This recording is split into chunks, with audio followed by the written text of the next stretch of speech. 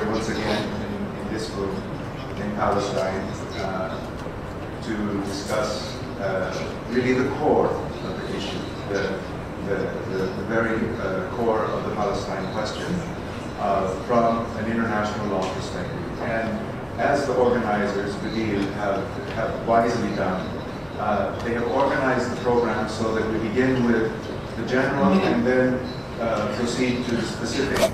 And so I've been asked to give a very general presentation that is providing a general framework in international law on how population transfer became codified as a crime. And I'm also glad to see the audience is a young audience, largely. At least most of you are under 100 years old, so you probably don't remember from personal experience the development of these international norms.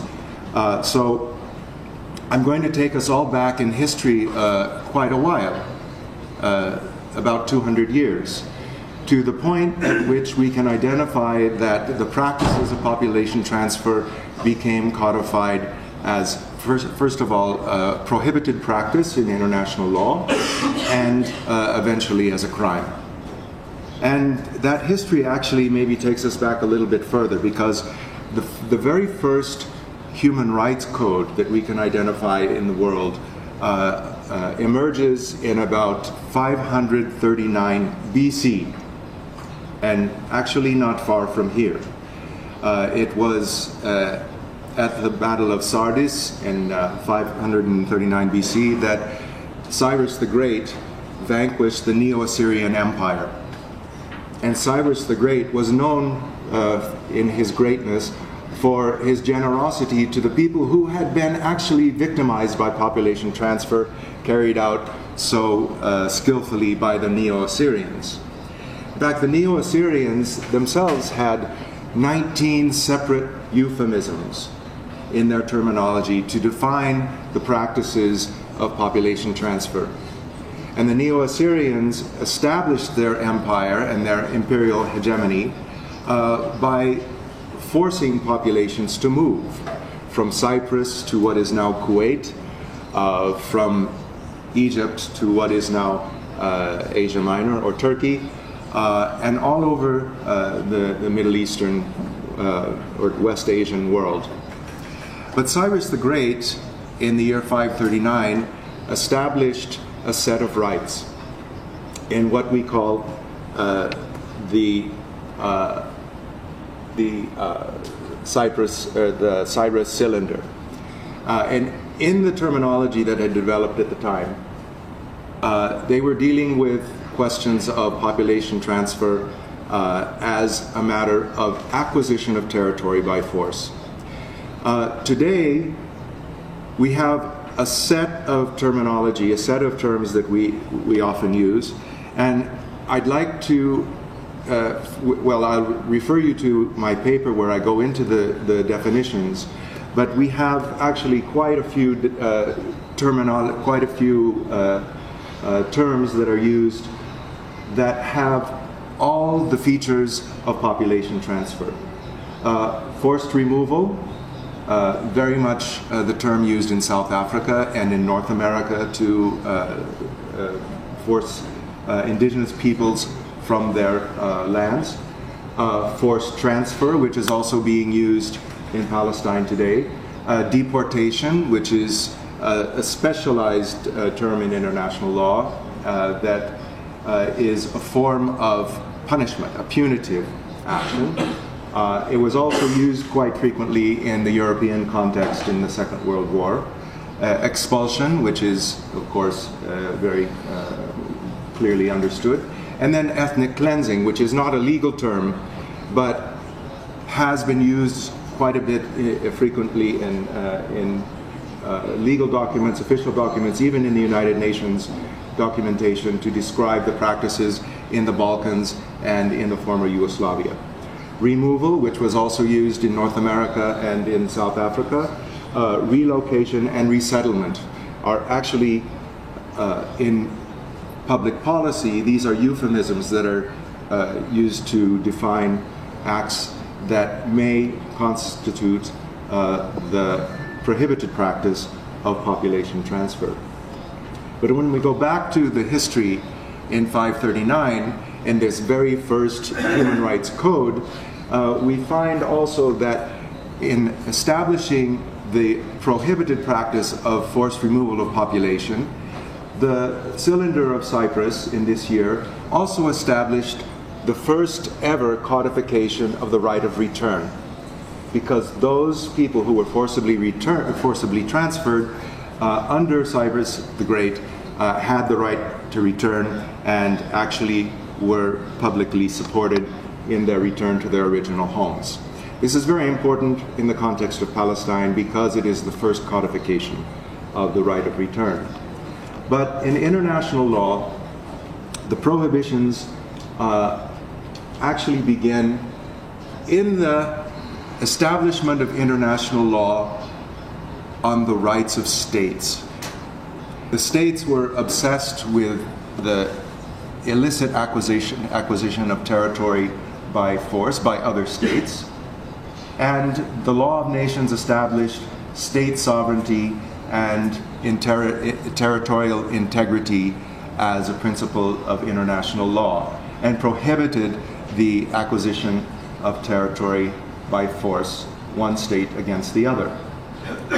When we speak about states' rights, we're speaking about states' rights vis-a-vis other states. It is quite distinct from human rights, which are rights of individuals and groups vis-a-vis the state. But in this discussion of states' rights, we also have the question of human rights eventually developing in international law as a subject that was addressed by prohibitions against population transfer. But historically, the subject of population transfer was very much linked to the prohibition of the acquisition of territory by force, and force that is military or by other measures and means, as we'll see in the law. And those other measures and means are often involving population transfer. And at the level of the definition of population transfer, and why I'm using the term population transfer instead of other terms, is because the general practice of moving populations, coercing or even encouraging the population transfer from one territory to another, can be defined as a crime of war and a crime against humanity, having two aspects. First of all, the forced displacement and expulsion, that is the outward transfer of an indigenous population from its home, from its own land.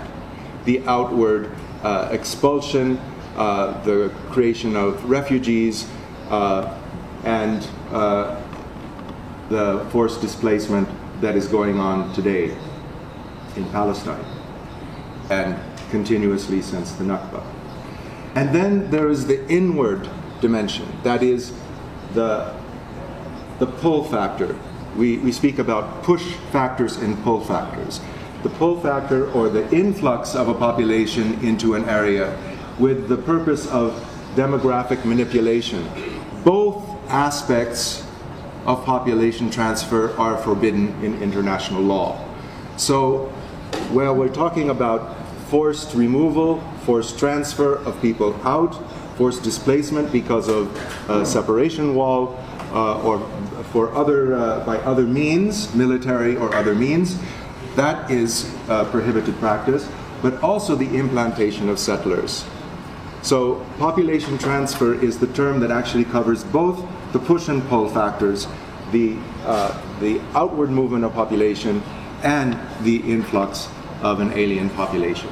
So we want to keep that clear in our minds, that historically we were first beginning to talk about the rights of states, prohibiting the practice between states of population transfer as a function of acquisition of territory, and eventually the human rights dimensions, how population transfer affected victims' rights, and we're speaking of both inward and outward movement.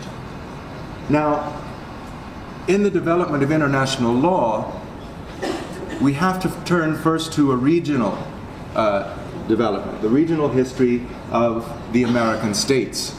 I'm not talking about the United States. I'm talking about the American states. And with the legacy of Simón Bolívar, who's pictured here, and the development of regional American law, we have some actually very interesting and progressive contributions in international law that come from Latin America.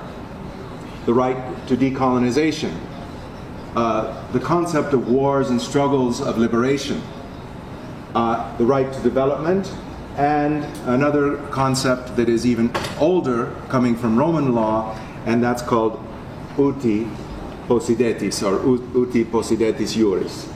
What that means in law is, as you possessed it in law. Uti possidetis juris in Latin means as you possessed it in law. And of course this term comes from Roman law, but it was also used in the 17th century. The English King James I used it as a principle to distinguish what he recognized as Spanish territory, Spanish jurisdiction, and in the colonized world, and what actually his people or his crown later claimed in the colonial world of North America. But in law, in the law of states, we have first in Central America a union, a protective union, a mutual defense union of Central American states that dates back to 1821. And in 1821, the concept of uti possidetis juris was understood to mean that those territories that were not yet independent must remain in their integrity when they become independent. That means no recolonization, no invasion from external forces. Those units of administration that were non-self-governing, when they become independent, are to remain in their integrity. And why is this important for Palestine? And why is this important also for the voting record of some of these states? When we look at the 1947 partition resolution in the United Nations, we find that this time-honored principle was abandoned. That the unit of Palestine, according to the principle of uti possidetis juris, should have remained in its integrity without separation, without partition. And we'll leave that to you to do the research and find out how the voting pattern went in 1947. But several South American states did not uphold even their own principle of uti possidetis juris in the case of Palestine. But uti possidetis juris developed from South America in 1810 in legal texts, became a matter of treaty as early as 1821. But it also became the subject of the Congress of Lima of 8 American states in 1847.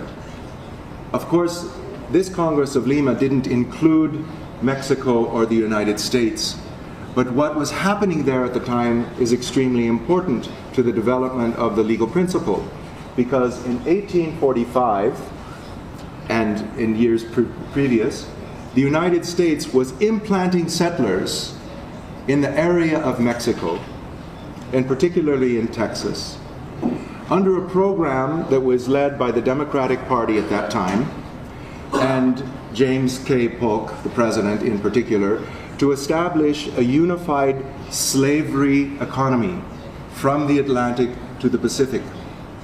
And what resulted from that process and the contestation of Mexican sovereignty in those territories, we have the United States invading Texas, much of the northwest and northeast Mexico, even Mexico City, And in 1848, that resulted in the Treaty of Guadalupe Hidalgo, which ended the war, but ceded 55% of Mexico's territory to the United States. That's why, at this point, that's 1846. In 1846 and 1840 to 1848, that war was going on while the principles of the Congress of Lima established that no acquisition of territory by force would be recognized by the states of South America. And this is what the Treaty of Confederation at that Congress said. It established a mutual support and mutual defense alliance that said that any foreign nation, when any foreign nation occupies or tries to occupy any portion of land that is within the limits of any of the confederated republics, or uses force to steal, usurp such territory and dominion of the republic, whatever the claimed pretext, the confederate republics guarantee mutually and in the most explicit and solemn terms to uphold the mastery and dominion of all the territory that is included within that confederated republic, respective limits, and do not acknowledge and will not recognize the right of any foreign nation or any Indian tribe to dispute the domain and dominion of that state. Here in the Law of Nations is one of the first and remains one of the most consistent prohibitions of the acquisition of territory by force, and the obligation on the part of states of non-recognition. It is the obligation of all states not to recognize the illegal situation that arises from the acquisition of territory by force.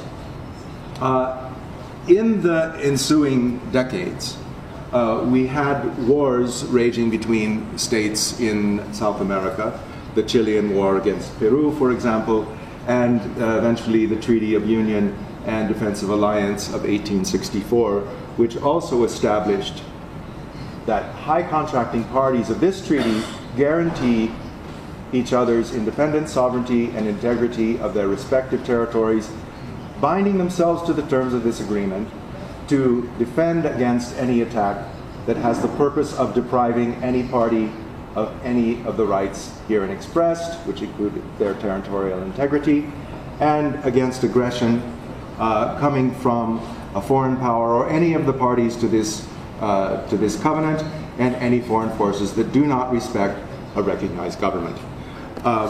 This is further establishment with a larger alliance of American states to establish the principle in the Law of Nations prohibiting and establishing the obligation not to recognize and to correct the illegal situation that arises from acquisition of territory by force. And here we'll turn to North America, because in the same period we had what we call the American Civil War.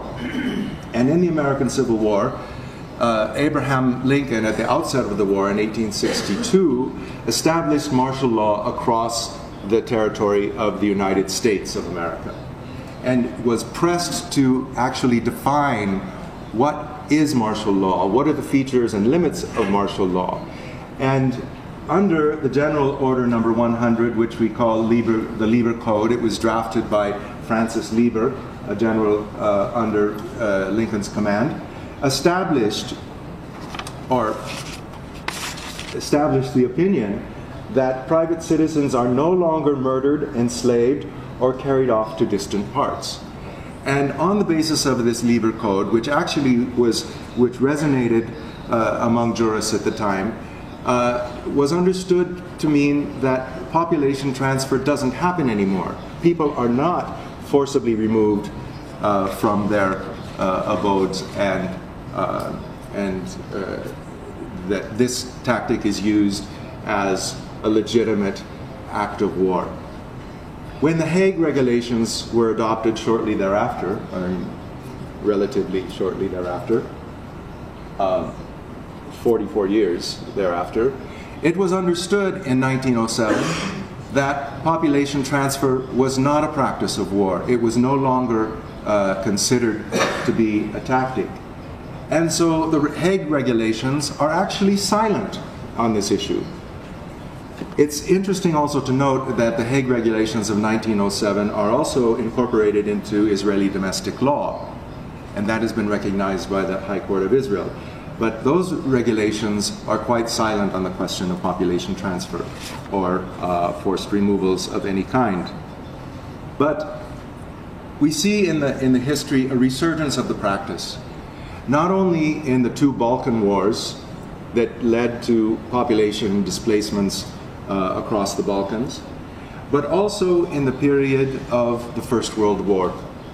And already in 1913, states were concerned about the results of this kind of population transfer, but they were also looking for opportunities to establish the new states in the post-war period. The Treaty of Neuilly-sur-Seine in 1913 and a series of other treaties established principles by which populations could be transferred through bilateral or multilateral agreements. But these agreements were meant to be a supplement, not a substitute for protection. And they established the principle that ethnic persons could move from a state, an ethnic state, to rejoin the other state that is consistent with their ethnicity, and that they would be assisted in doing so, and any immovable properties liquidated in the country where they were moved from would be returned to them as a matter of course. But these treaties were also misused. The voluntary nature of what they called option agreements or transfer agreements must be doubted. And states used this opportunity for ethnocentric purposes, not for humanitarian purposes. When the Greek delegation at the convention, at the Congress of Neuilly-sur-Seine first proposed this, the Bulgarians agreed, but the Serbians did not. So the Serbians did not take part in this. However, other Balkan peoples were moved as a consequence of World War I. And in the case, when not only this case, but in the case of Greece, Greece exploited this opportunity to remove all the Bulgarian population from their part of Macedonia and Thrace, and to actually coerce them, to force them to move to Bulgaria. So there wasn't a voluntary aspect to this type of population transfer. But back in the American states, we had already in 1870 a principle that linked to the acquisition of territory by force that established that victory had no rights. The very interesting principle, and it follows the war of Argentina, Uruguay, and Bolivia against Paraguay, who had expansionist claims on the other states. But by 1870, already in Argentina, jurists were writing about this principle of la victoria no da derechos. So victory by acquisition of territory and acquisition of territory confers no rights on the victor. Now, what's also interesting is that this principle of 1870 eventually became incorporated verbatim in Article 3G of the Charter of the Organization of American States that binds all American states to the principle that the acquisition of territory by force is null and void, and the obligation of states not to recognize and to correct the illegal situation stands as a principle of law. And back in the Americas in 1890, when there was the first American Congress eventually establishing the Organization of American States, the states agreed upon something called the Law of Conquest. And those delegates all collectively from all of the American states, except for the Dominican Republic at the time, established the principle of conquest as eliminated from American public law. So in the Americas, conquest is no longer a principle of law. And they established and specified more that no territory is without an owner, dueño, and any possession contrary to this legal principle is considered usurpation, considered a violation of the law of nations. And of course, following this in the American scene, the Convention of Montevideo established the rights and duties of states in 1933, which established the inviolability of the territory of the state and inadmissibility of the acquisition of or occupancy of territory by military force or other means of force. Other means of force could mean as well population transfer and other means that you can imagine. Not even on a temporary basis would these be considered legal or acceptable. And then we come upon the United Nations in 1945. The Charter establishes three purposes for the organization of the United Nations, and they include primarily peace and security, forward development, and human rights. Every member of the United Nations, every state, is obliged to pursue this tripartite objective, as all charter-based organizations of the United Nations are equally obliged. Two chartered principles of human rights were established in the Charter. That means self-determination and non-discrimination. These become the basis for the eventual development of human rights in the two covenants and the eventual conventions that arise from the development of the United Nations. And in the United Nations, a series of resolutions, declarations, certainly of the organization of African Union, established the principles that were first enshrined in the treaties of Latin American states, establishing the rights of self-determination, the rights to liberation by all means necessary, including the use of force and firearms, and also defined aggression in the General Assembly, however not yet in the Security Council. And these principles that arose from Latin America are enshrined in language very close to their original treaties among the American states. On the international level, and in the development of that is separate from the legacy of Latin America, is first of all the Kellogg-Briand Pact, the Pact of Paris of 1927, which was really an initiative between the United States, an initiative of France, to establish peaceful conflict resolution of disputes, and forswearing, that is, pledging not to engage in war, in military conflict.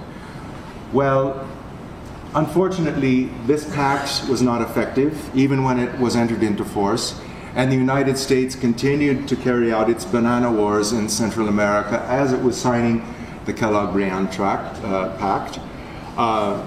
Also, China invaded Manchuria in the ensuing years. Italy invaded and annexed Abyssinia, Ethiopia. And both Germany and Russia, the Soviet Union at that time, invaded Poland. So while at one level the norms of international law were establishing the conduct of war and the acquisition of territory by force and military and all other means to achieve that end as prohibited, the practice was actually contradictory. But in 1932, we come up upon a very important milestone in the establishment of the norms on population transfer. And this is attributed to Henry L. Stimson, who was the Secretary of State of the United States, who issued a statement before the League of Nations. It was adopted as a resolution in 1932 denouncing the Japanese occupation of Manchuria and the establishment of the puppet government of Manchukuo. And this turning point meant that the practices of population transfer carried out by Japan in Manchuria were recognized as prohibited acts specifically. So a 47-year-old or 42-year-old principle that was long established in the first American Congress was then enshrined in international law through the League of Nations in 1932. And most legal scholars consider this to be the year in international law where population transfer is explicitly prohibited.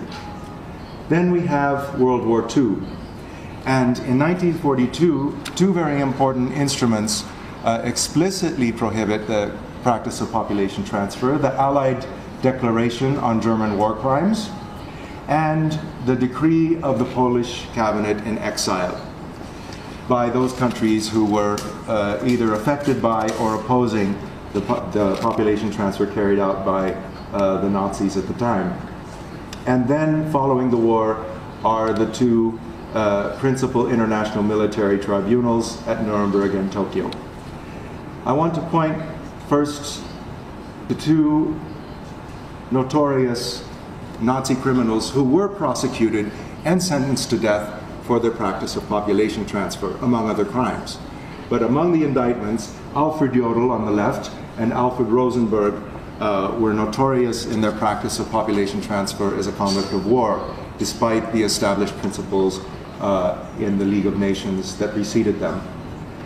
But these principles did not deal with the victims, nor did the Nuremberg trials address the consequences of victims or restitution of what was lost. And it wasn't until after the war in 1949 when states concluded the Fourth Geneva Convention relative to the protection of civilians in time of war.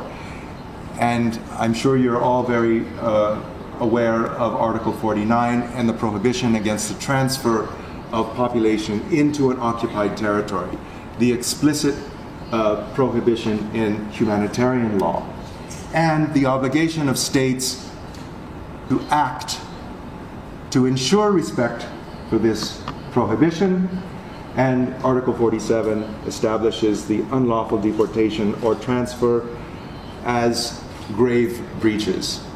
And Article 46 establishes what states are obliged to do to correct it. But what did this mean in actual terms, and for judges and prosecutors and lawyers and for victims themselves? And it wasn't until an initiative of the International Law Institute that this became a subject of commentary, of evaluation, and through a questionnaire with some of the most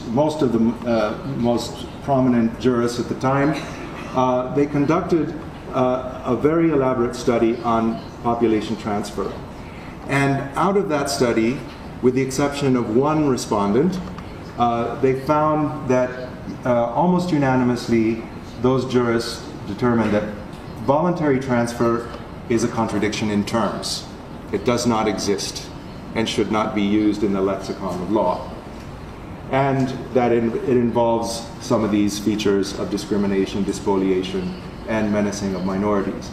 But what's really interesting is that at the international level in the United Nations, the International Law Commission was asked by the General Assembly to establish a draft code on the acts contrary to peace and security of mankind.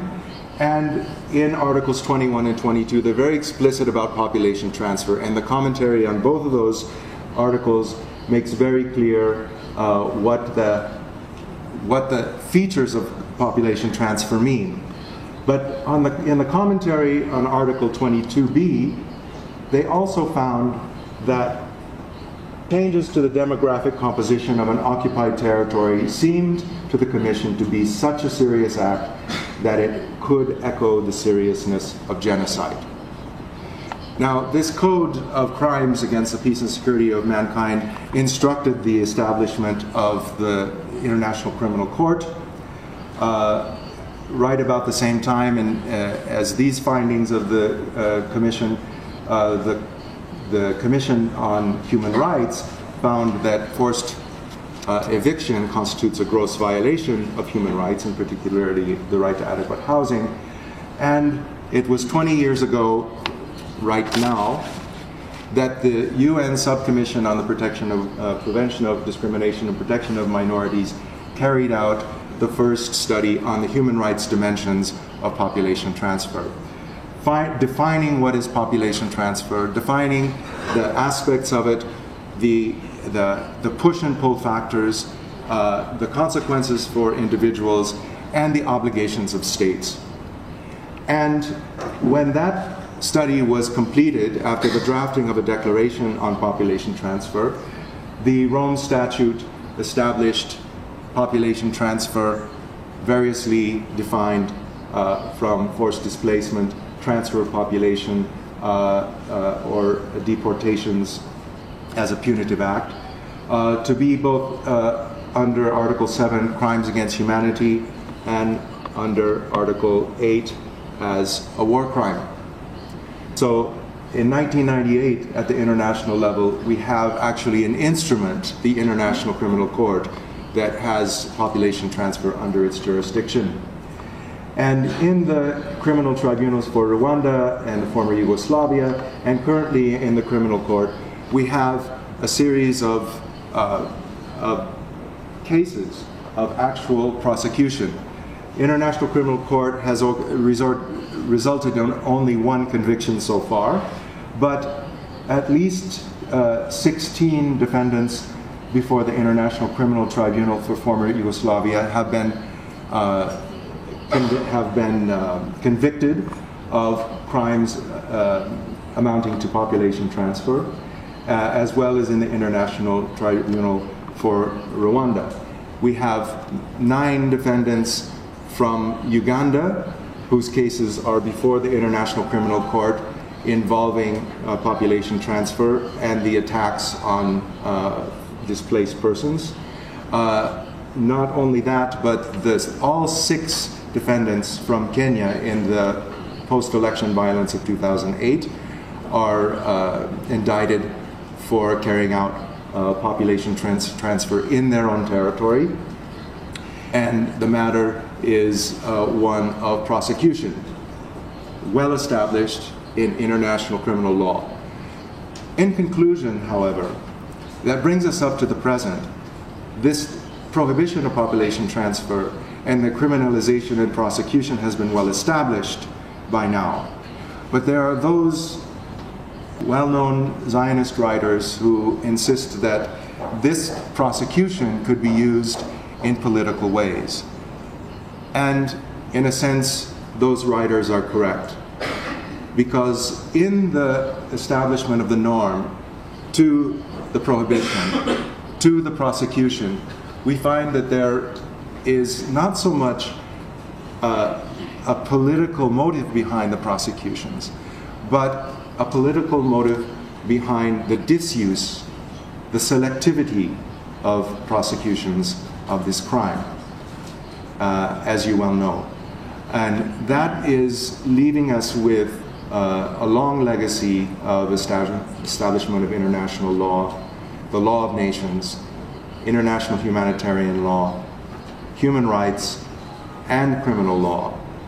But we're also left now with a legacy of impunity that challenges all of us to address the illegal situation under which we live today.